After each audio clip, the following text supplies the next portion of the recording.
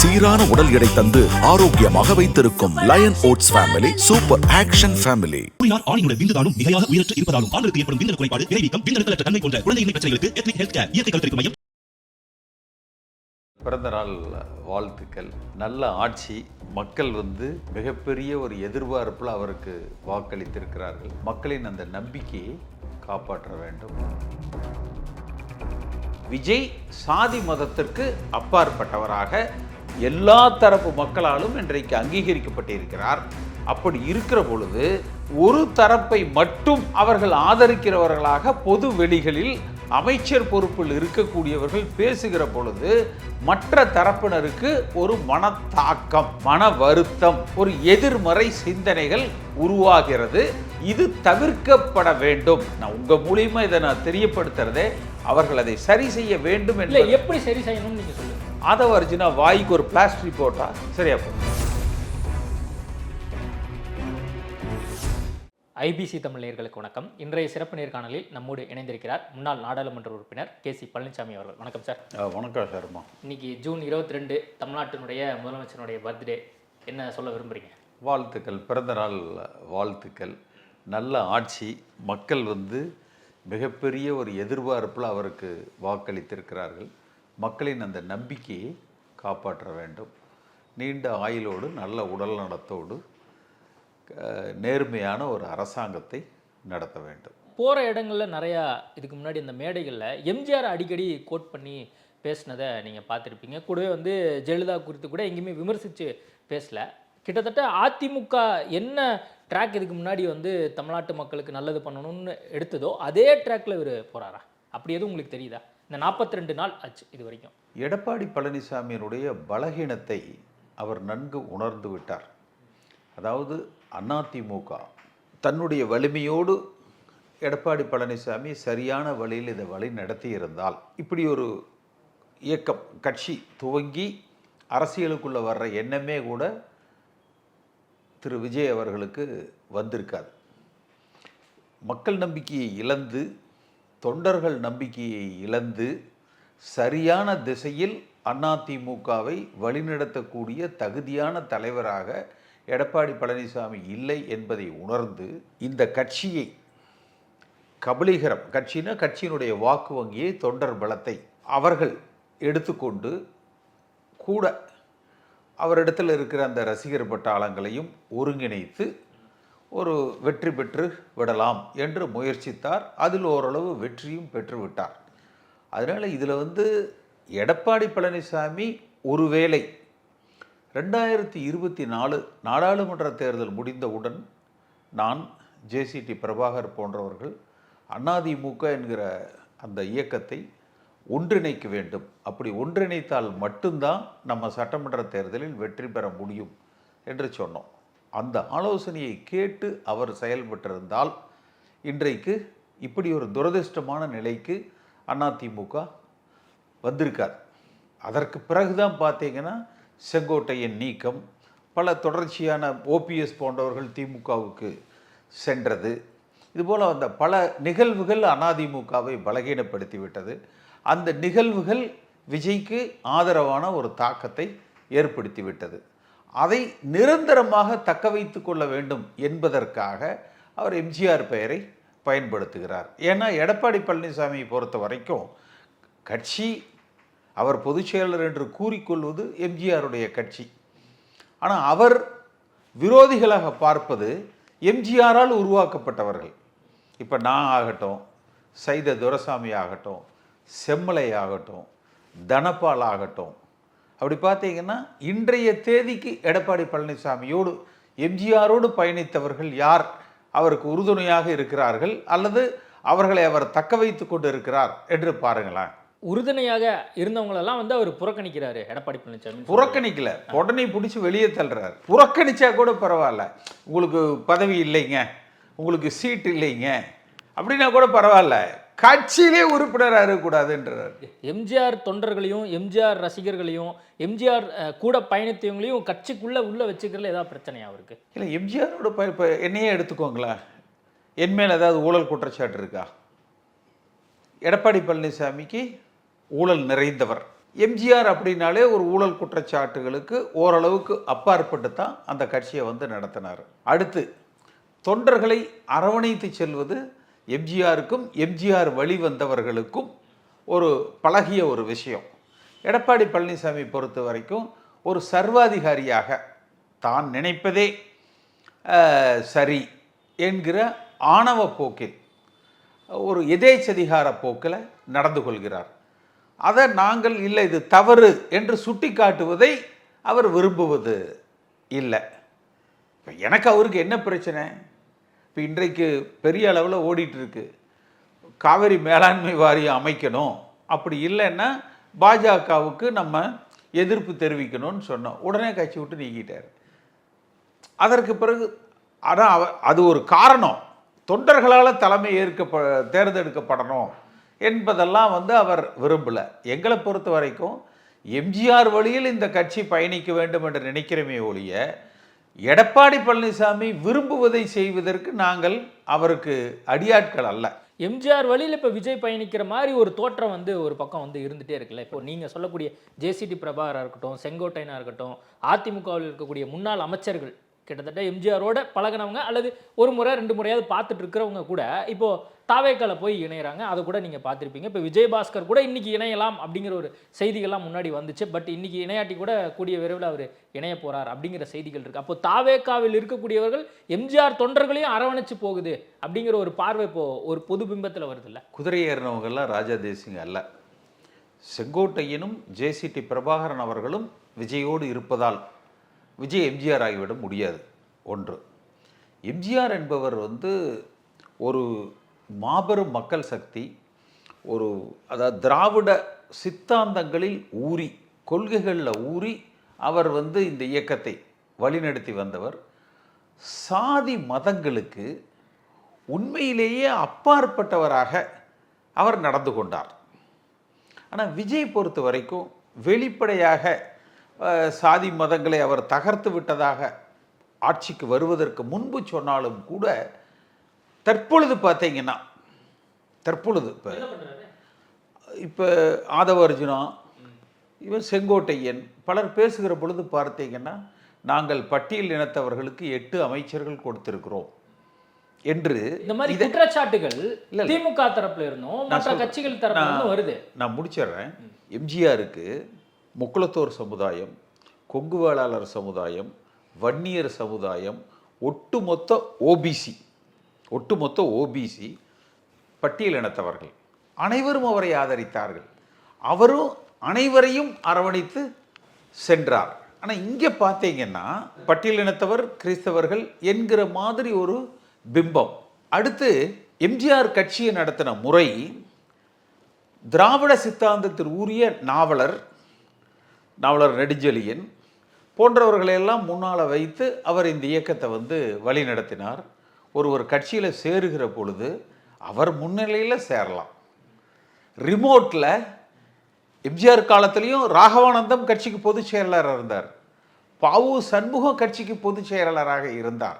ஆனால் அனைத்து முடிவுகளையும் எம்ஜிஆர் தான் எடுப்பார். இப்போ விஜய் எடுக்கல அப்படின்னு சொல்ல விஜய் என்ன செய்கிறாருன்னா, திரு ஜான ஆரோக்கியசாமி, ஆதவ அர்ஜுனா, ஆனந்த், இந்த 3 பேர் சேர்ந்து எடுக்கிற முடிவுகளை அவங்களே முடிவு செய்ய சொல்லி அவங்களையே கட்சி நடத்த சொல்லி விட்டுறாரு விஜய். அது பல நேரங்களில் ஒரு தர்ம சங்கடமான நிலைகளை இந்த அரசாங்கத்துக்கும் தாவேக கட்சிக்கும் கொடுக்குது. ஏன்னா நான் ஏன் இதை சொல்கிறேன்னா, ஓட்டு போடுகிற பொழுது மக்கள் 2 விஷயத்தை தான் பார்த்தாங்க. விஜய், விசில்.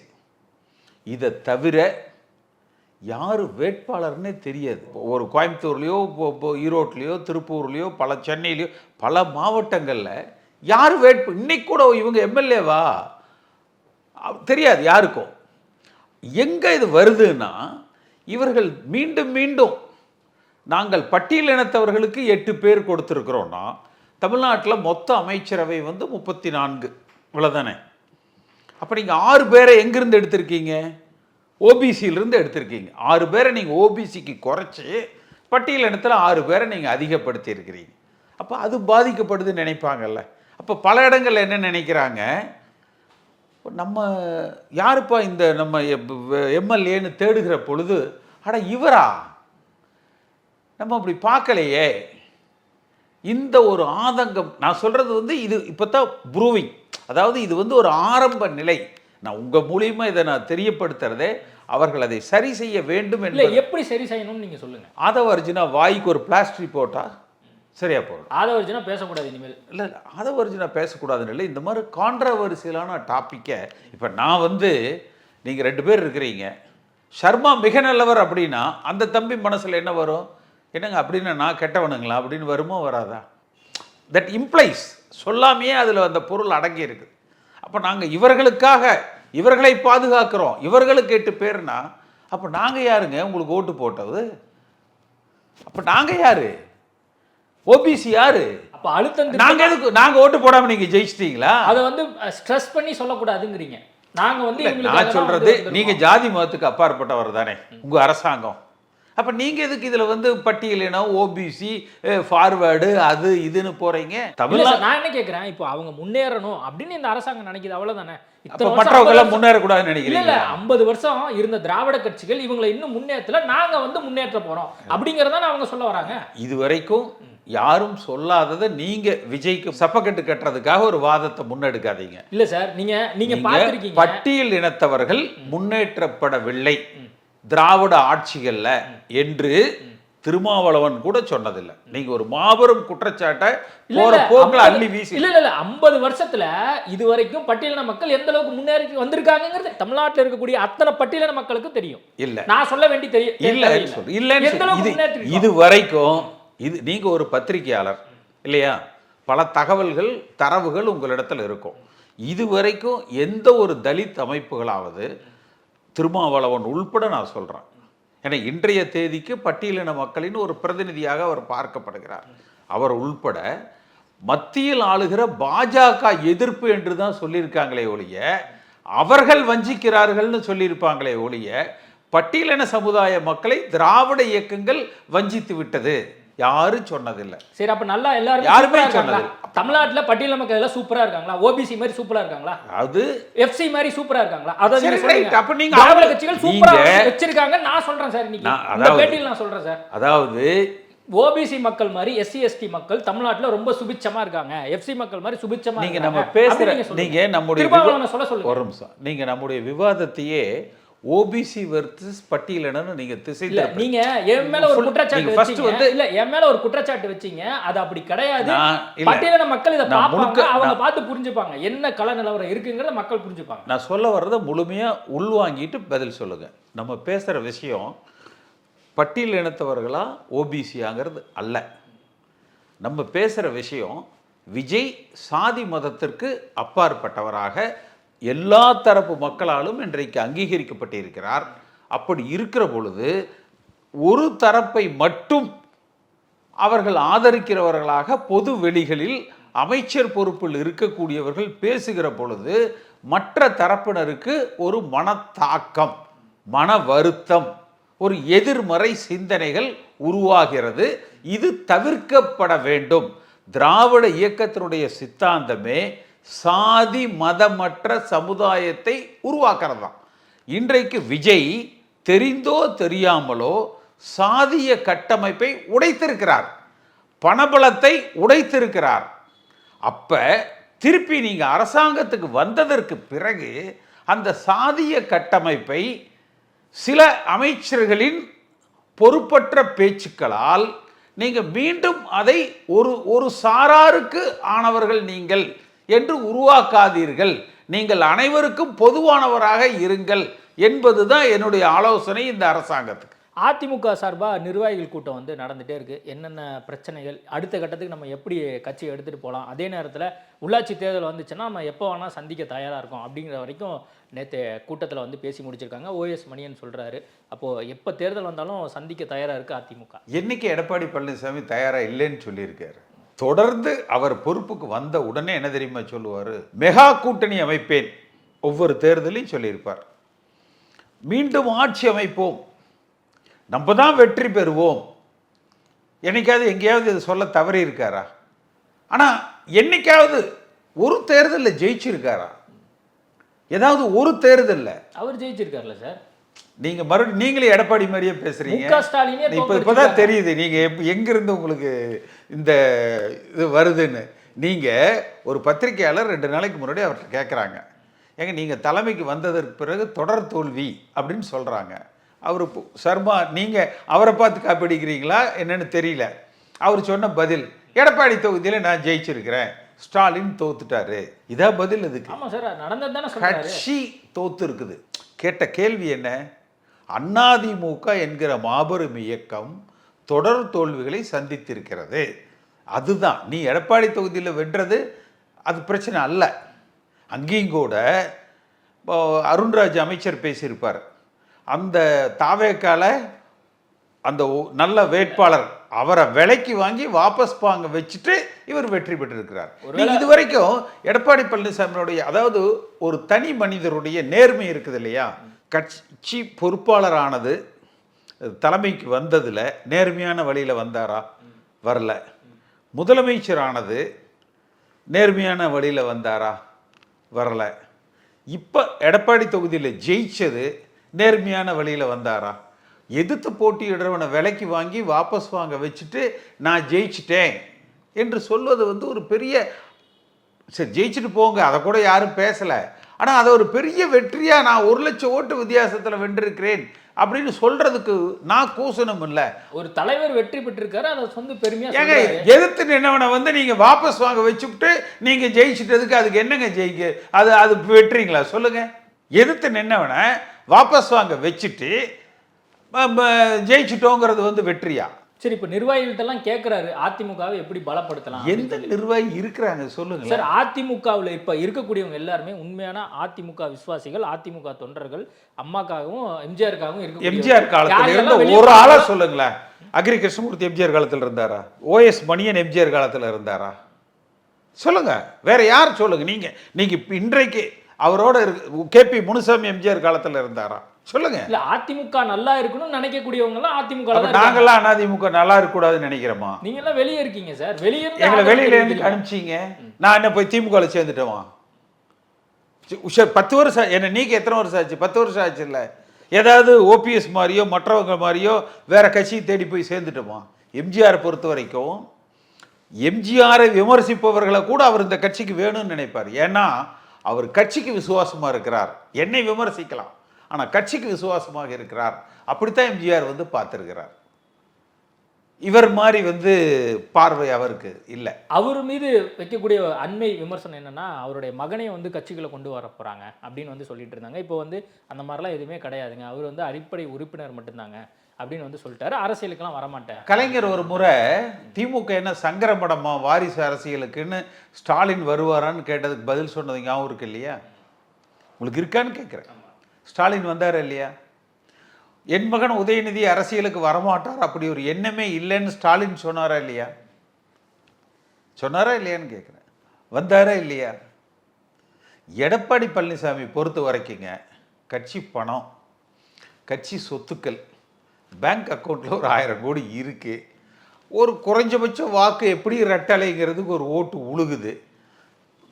எதிர்கட்சி தலைவரை இல்லைன்னா கூட ஒரு கட்சியினுடைய தலைவர், இது அப்படியே மகனுக்கு மாற்றி அவங்க குடும்ப சொத்து மாதிரி மகனுக்கு மடைமாற்றம் செய்து கொடுத்து விட வேண்டும் என்கிற அந்த ஒற்றை லட்சியத்தில் மட்டும்தான் சுறுசுறுப்பாக செயல்பட்டு கொண்டு. அதிமுகங்கிற கட்சி இருக்கணும் அப்படின்னு சொல்லி கிட்டத்தட்ட 1.5 கோடி மக்கள் வந்து கிட்டத்தட்ட அதுக்கு நேராக வந்து ஓட்டு போட்டிருக்கிறாங்க. இப்போ அதிமுக அவர் 2 கோடி உறுப்பினர்கள் சொன்னார். விழுந்த வாக்கு வந்து 1 கோடியே சில்லரை தான் வந்து விழுந்திருக்கு. 1.5 கோடியெல்லாம் விழுகலை. அதான் 1 கோடியே 32 லட்சம் நினைக்கிறேன். அதிமுக என்ன பண்ணணும்னு நினைக்கிறீங்க இனிமேல்? அதாவது இதுக்கு முன்னாடி ஒரு கருத்து நான் சொல்லிக்கிட்டு இருப்போம், கட்சி ஒற்றுமைப்படுத்தணும், ஒற்றுமைப்படுத்தினா நான் வென்று விடலாம். அது வந்து இந்த கடந்த சட்டமன்ற தேர்தல் வரை, அந்த தேர்தலுக்கு முன்பாக வரை, சென்ற நாடாளுமன்ற தேர்தல் வரை, இப்போ 3வது ஒரு சக்தி வளர்ந்துட்டாங்க. அதை நோக்கி அதிமுக தொண்டர்களும் கொஞ்சம் பேர், அது சுயநலவாதிகளாக கூட இருக்கலாம், நகர்ந்துட்டாங்க.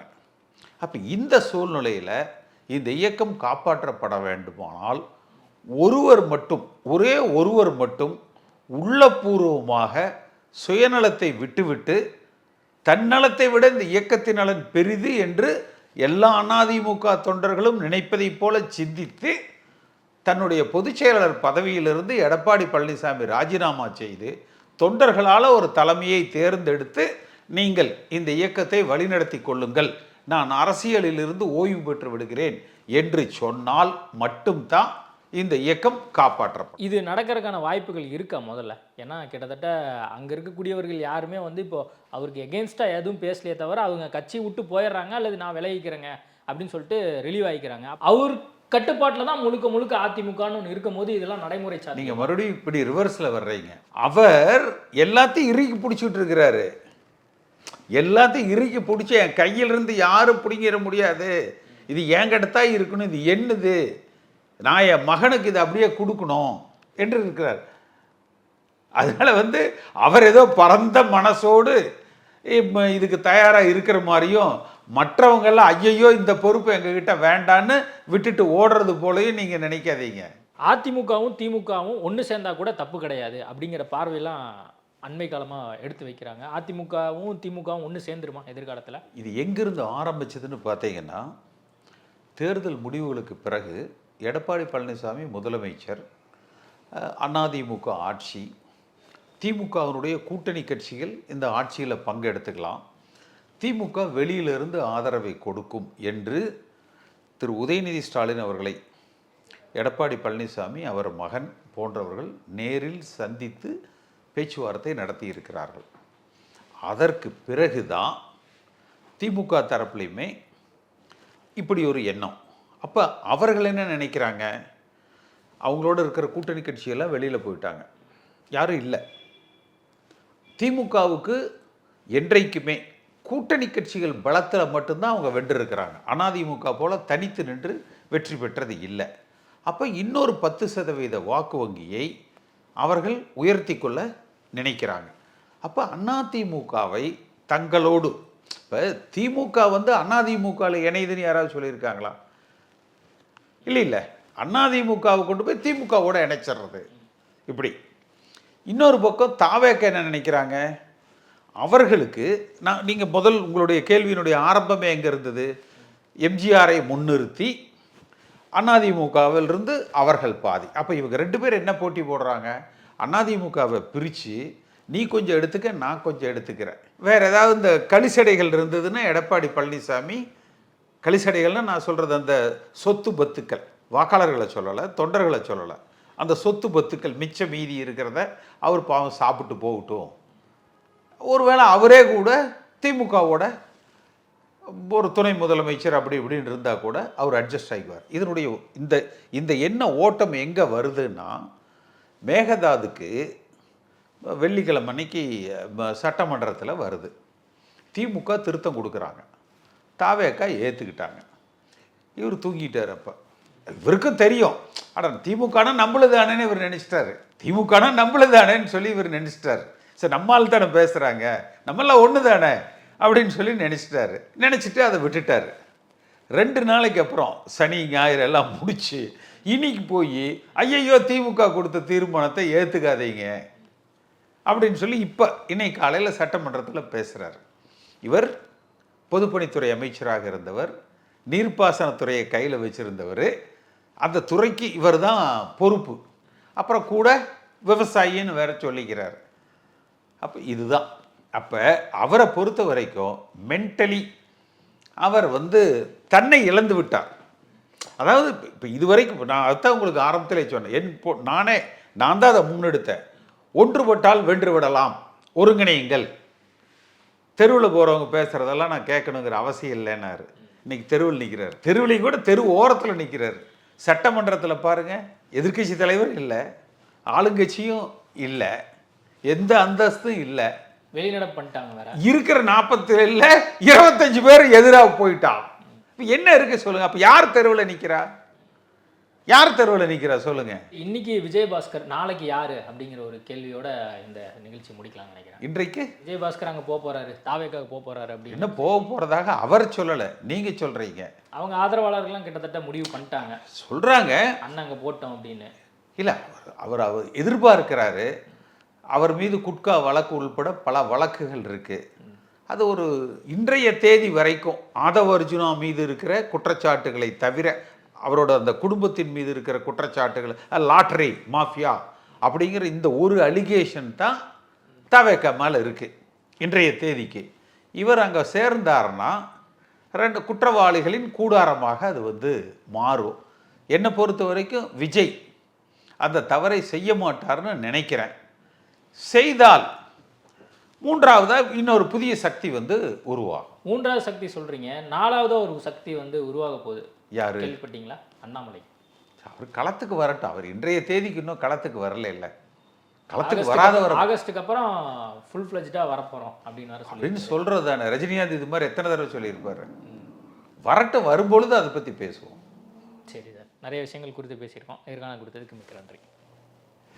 சீரான உடல் எடை தந்து ஆரோக்கியமாக வைத்திருக்கும் Lion Oats family super action family.